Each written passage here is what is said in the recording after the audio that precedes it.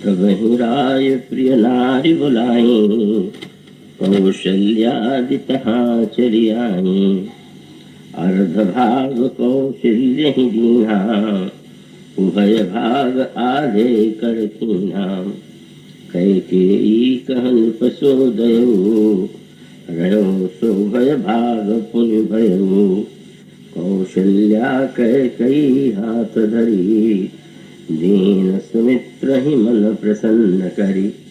ये विधि गर्भ सहित सब नारी, भई हृदय हर्षित सुख भारी। जाजिन ते हरि गर्भ आए, सकल लोक सुख संपत्ति छाये। मंदिर मह सब राज ही रानी, शोभाशील तेज की खानी। सुख जुत कछुक काल चल गयो, जय प्रभु प्रगट सो अवसर भयो। योगल गण ग्रह वार तिथि, सकल भय अनुकूल। चर अरु अचर हरत जुत, राम जन्म सुख मूल।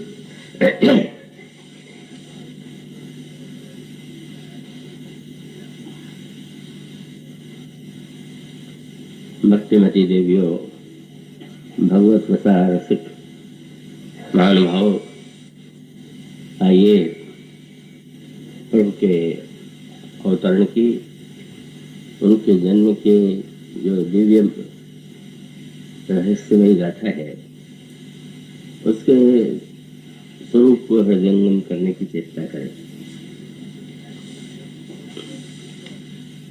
महर्षि दशरथ महान धर्मात्मा, भक्तियुक्त, विवेकी,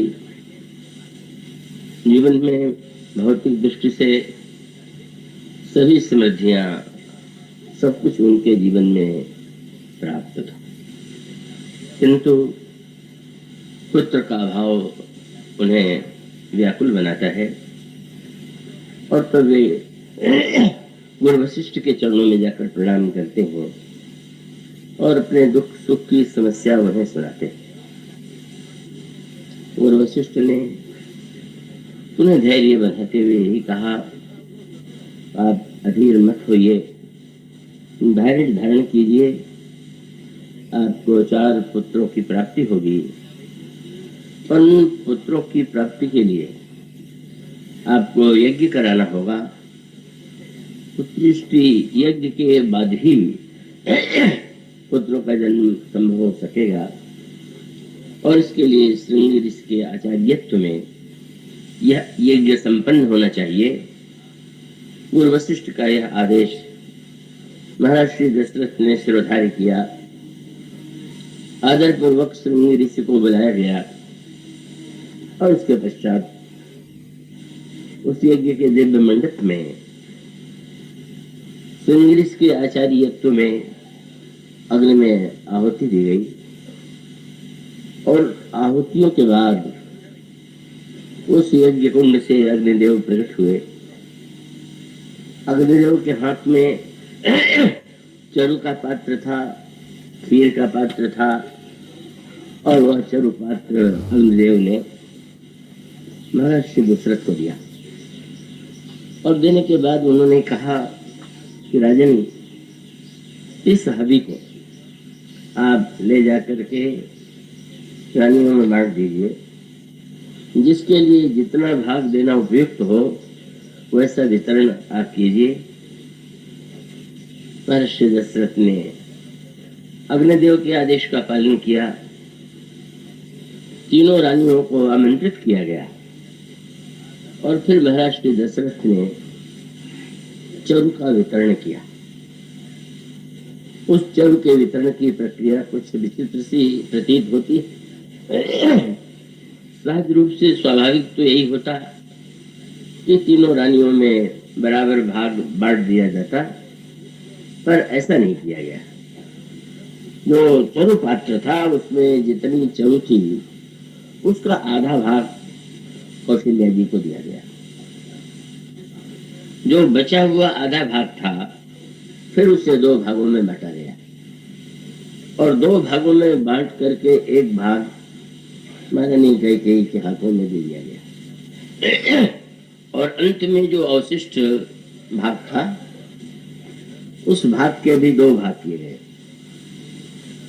और उस भाग को एक भाग महाराज श्री दशरथ ने कौशल्या जी के हाथ में दिया, दूसरा भाग कैकेयी जी के हाथ में दिया, और उनसे कहा कि यह जो दोनों भाग आप लोगों को दिया गया है, आप ये सुमित्रा जी के हाथों में रखें।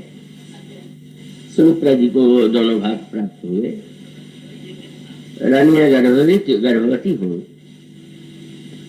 आनंद में समय व्यतीत होते विलंब ही नहीं लगा, देर नहीं लगे, और अंत में वह समय आता है जिस वेला में भगवान श्री राम ने जन्म लिया।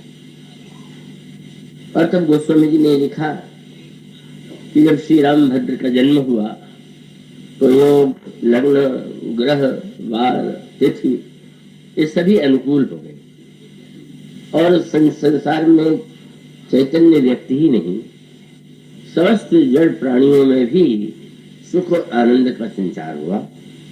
और इस रूप में प्रभु के प्राकट्य की जो पृष्ठभूमि है वो गोस्वामी जी ने प्रस्तुत की। कल जो बात कही गई थी, आज तो बहुत रविवार के कारण बड़ी संख्या में उस कल के भावों को नहीं सुन पाए होंगे।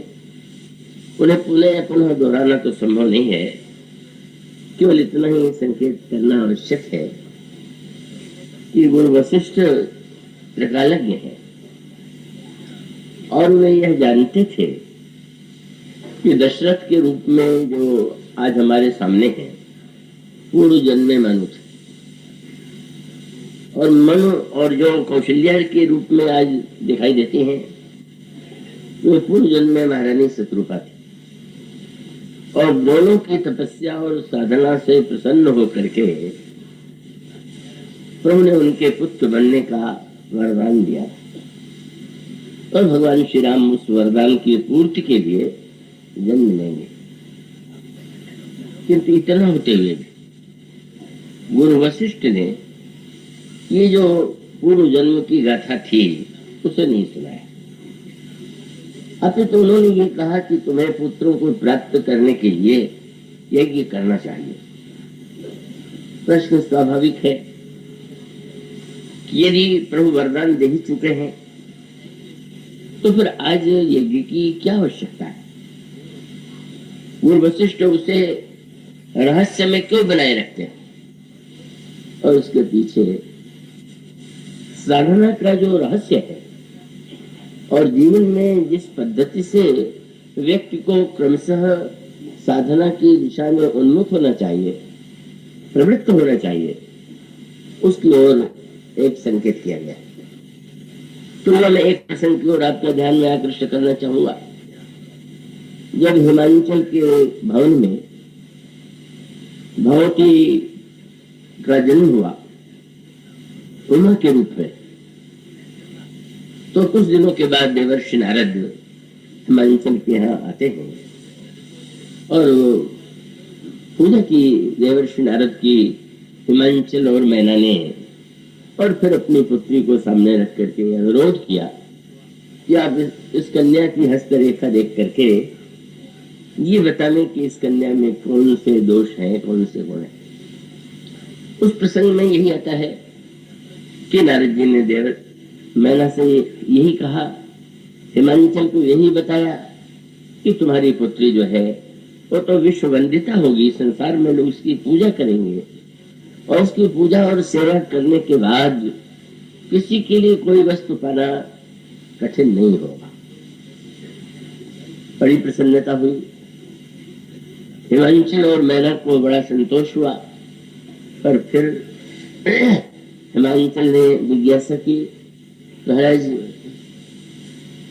आपने गुणों का वर्णन किया, पर कन्या के जीवन में तो सबसे महत्वपूर्ण उसका पति है, मेरी कन्या को कैसा पति प्राप्त होगा?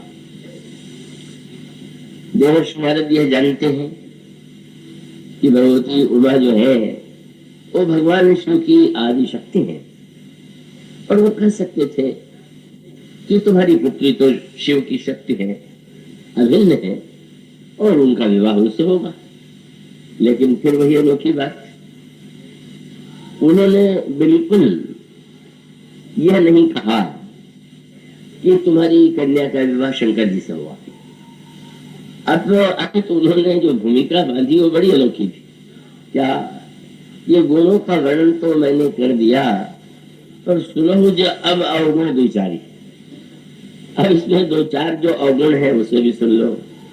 महाराज बताइए, तो अवगुण अमान, माँ कुपित हीना, उदासीन, सब संशय छीना, जोगी जटिल अकाम मन, लगन अमंगल देश, अस स्वामी यही कह मिली परी हस्त सरेश। इस कन्या को जो वर प्राप्त होगा वो गुण रहित होगा, उसमें स्वाभिमान भी नहीं होगा, उसके माता पिता भी नहीं होंगे, जटाधारी होगा, नग्न में रहने वाला होगा, उसके जीवन में कुछ पवित्रता अपवित्रता का विचार ही नहीं होगा। अब भला कल्पना कीजिए, जब किसी कन्या के विषय में यह बताया जाए कि उसे ऐसा पति मिलेगा, तो उसे सुन करके माता पिता को कितना कष्ट होगा। माँ मैंने सोचने लगी, अभी देवर्षि प्रशंसा कर रहे थे, ये तो बड़ी वंदनीय होगी और इसकी लोग पूजा करेंगे। तुम्हारी पुत्री बड़ी सुलक्षणा है, पर जिसको इतने अवगुणों से युक्त पति मिलेगा वो क्या सुलक्षणा होगी, उसका जीवन कितना दुखी होगा। बड़े व्याकुल हो जाते हैं। महाराज जी, ये तो बड़ी रोहाभास की बात है। एक ओर आप कन्या को भाग्यवती बताते हैं, और दूसरी ओर ये कहते हैं कि उसको ऐसा पति मिलेगा। आंसू आ गया मेरा क्या हो गया, हिमांचल व्याकुल हो गए। महाराज कोई उपाय है क्या? अब आप तुरंत नहीं बात कहते। हाँ, एक उपाय है। ये वर के जितने दोषों का मैंने वर्णन किया, मैं जब विचार करके देखता हूं तो लगता है कि शंकर में सब है। तो अगर आपकी कन्या का विवाह शंकर से हो जाए तो बहुत बढ़िया बात यह है कि शंकर जी के यहाँ तो दोष भी गुण हो जाते। अन्यथा अगर किसी वर में ये इतने दोष हो तो बड़ा ही अपात्र माना जाएगा, पर शिव तो दूषण को भूषण बनाने वाले हैं। इसलिए इस कन्या के कल्याण का एक ही उपाय है कि इसका विवाह शिव से हो जाए। और फिर शिव से विवाह होने के लिए तो कुछ तपस्या करनी होगी। ये कन्या अगर तुम्हारी तपस्या करे और भगवान शिव को प्रसन्न कर ले, और अगर भगवान शिव से इसका विवाह हो जाए तो इस समस्या का समाधान हो सकता है। फिर वही बात है, क्या आवश्यकता है देवर्षि नारद को ये कहने की कि इसमें के वर में तो इतने दोष होंगे, दोष को मिटाने के लिए तब तुम्हारी कन्या का विवाह शंकर जी से होना चाहिए, शंकर जी को पाने के लिए तपस्या करना चाहिए। और साधना का तत्व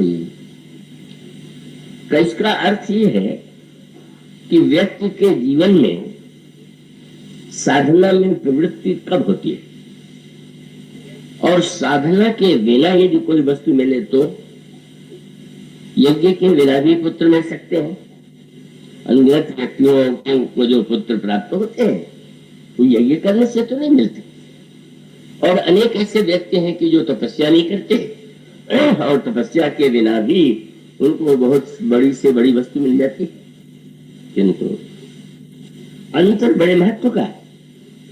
किसी वस्तु को तपस्या से पाना और किसी वस्तु को यज्ञ से पाना, इसका अर्थ बहुत गंभीर है और महत्वपूर्ण है।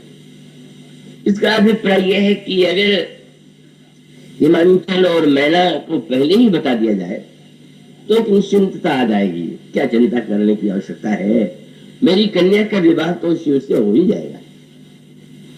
तपस्या की अपेक्षा का कोई अनुभव ही नहीं होगा।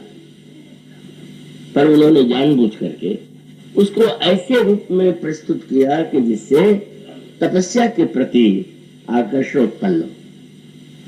तपस्या के द्वारा जब किसी वस्तु को पाते हैं या यज्ञ के द्वारा किसी वस्तु को पाते हैं तो उसके जो परिणाम है वो अत्यंत कल्याणकारी होते हैं। उनका बड़ा महत्व है। तो इसका अभिप्राय है कि यहाँ भी गुरु वशिष्ठ महाराज श्री दशरथ को बिल्कुल ये नहीं बताते कि तुम्हें श्री राम ने पूर्व जन्म में वरदान दिया है, वो तुम्हारे पुत्र बने। और वहां देवर्षि नारद जो है ये नहीं बताते कि शिव से तुम्हारी कन्या का विवाह होगा। वे कहते हैं कि हाँ, उपाय यही है कि तपस्या करे कन्या।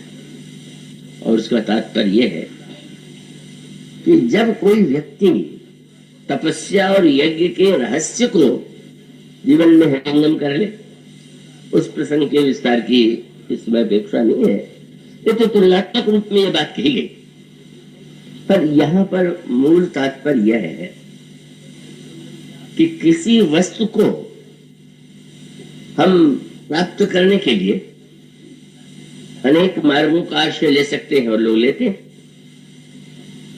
किंतु महत्व केवल वस्तु की उपलब्धि का नहीं है। महत्व यह है कि उस वस्तु को हमने किस पद्धति से पाया।